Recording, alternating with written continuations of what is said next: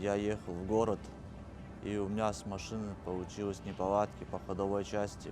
У меня вылетела граната, и меня просто выкинуло в обочину, и я перевернулся и вылетел через заднее лобовое стекло.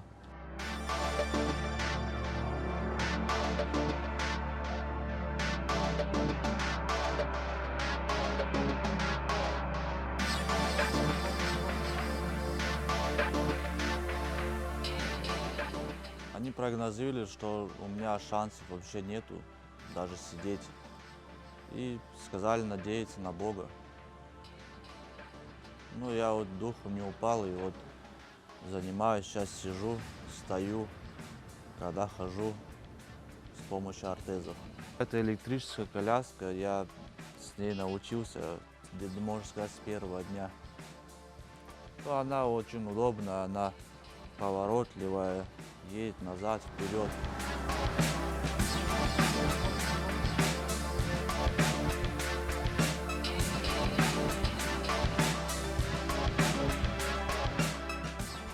Я сейчас сам себя обслуживаю, полностью все сам делаю. Как говорят, что шанс есть у меня стать 100%, так, ходить, если я не остановлюсь.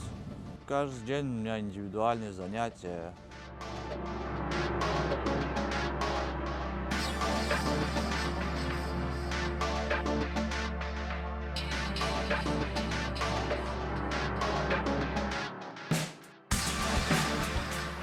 По профессии я пчеловод, и духом сильный, пчеловод духом не падают.